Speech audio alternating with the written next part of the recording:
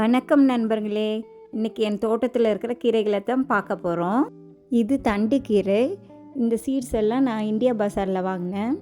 Seeds of இந்தியான்ற சைட்லேயும் நமக்கு Indian seeds எல்லாம் கிடைக்குது. நீங்கள் அதில் கூட ஆர்டர் பண்ணி வாங்கிக்கலாம்.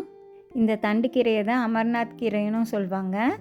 நம்ம விதைகளை ஒரு முறை வாங்கினா போதும். இந்த கீரைகளோட பூக்கள்லேருந்து வர விதைகளை நம்ம எடுத்து வச்சு சேகரித்து வச்சு அடுத்தடுத்த வருஷத்துக்கு நம்ம யூஸ் பண்ணிக்கலாம். இந்த தண்டு கீரையில் நம்ம பொரியல் செய்யலாம், கூட்டு செய்யலாம், கீரை குழம்பு பண்ணலாம், கீரை அடை செய்யலாம். இந்த கீரையில் நிறைய கால்சியம் இருக்குது. போன்ஸ்க்கு ரொம்ப நல்லது. அனிமியா வரவிடாமல் நமக்கு பாதுகாக்கும். அடுத்தது பொன்னாங்கண்ணி கீரை. இது கண்ணுக்கு ரொம்ப நல்லது, ஸ்கின்னுக்கு ரொம்ப நல்லது.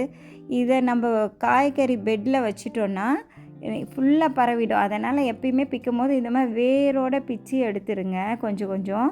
அப்போ தான் இதை கண்ட்ரோல் பண்ண முடியும். இந்த வேர் பகுதியை மட்டும் ரிமூவ் பண்ணிவிட்டு தண்டுகளோடு நீங்கள் கட் பண்ணி போட்டு பொரியல் கூட்டு எல்லாம் செய்யலாம். ரொம்ப நல்லாயிருக்கும்.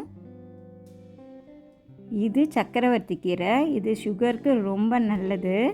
நிறைய ஆன்டி ஆக்சிடென்ட் நிறைந்த கீரை. இது ஒவ்வொரு முறையும் இந்த விதைகள் விழுந்து இங்கே நிறைய கீரைகள் முளைக்கும் எனக்கு. இது புளிச்சக்கீரை. உடலுக்கு ரொம்ப நல்லது. இது பச்சை கலரும் இருக்குது, சிவப்பு கலரும் இருக்குது. இது சிகப்பு கலர் புளிச்சக்கீரை. இது பருப்பு கீரை. நிறைய ஆன்டி ஆக்சிடென்ட் நிறைந்த கீரை. இது சிவப்பு பொன்னாங்கண்ணி. இம்யூனிட்டி சிஸ்டத்துக்கு ரொம்ப நல்லது. இது அரைக்கீரை.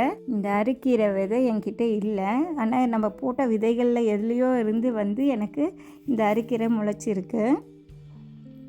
இது வல்லாரக்கீரை. இது போன வருஷம் இந்த க்ரோ பேக் ஃபுல்லாக பரவி கீழெல்லாம் பரவிச்சு. இப்போ தான் வின்டரில் போயிட்டு மறுபடியும் வந்துட்டுருக்கு. இது துவையல் பண்ண சூப்பராக இருக்கும். இது க்ரீன் கலர் மலபார் ஸ்பினாச், பசலைக்கீரைன்னு சொல்லுவாங்க. இது கீரை குழம்பு வச்சா ரொம்ப நல்லாயிருக்கும்.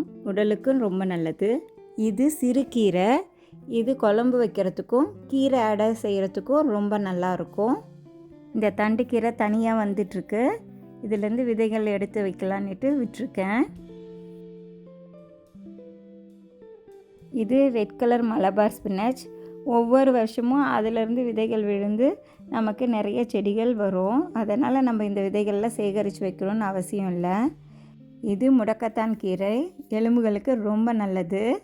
அடுத்தது மணத்தக்காளி கீரை. இது நம்ம வயிற்று புண்ணுக்கு எல்லாத்துக்கும் ரொம்ப நல்லது. எவ்வளோ ஃப்ரெஷ்ஷாக இருக்குது பாருங்களேன். இது கொத்தமல்லி. போன வருஷம் போட்ட விதையிலேருந்து வந்தது.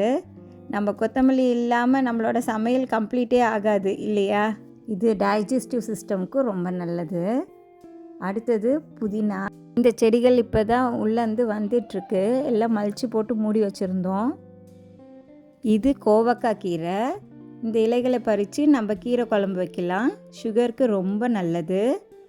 அடுத்தது முருங்கைக்கீரை. முருங்கைக்கீரையில் ஃபுல்லாக அயன் ஸ்ட்ரென்த் இருக்குது. உங்களுக்கு என்னுடைய தோட்டத்தில் உள்ள கீரைகள் எல்லாம் பிடிச்சிருந்தா நம்ம சேனலை லைக் பண்ணுங்கள், ஷேர் பண்ணுங்கள், சப்ஸ்கிரைப் பண்ணுங்கள், பெல் ஐக்கானை தட்டி விடுங்க. நன்றி, வணக்கம்.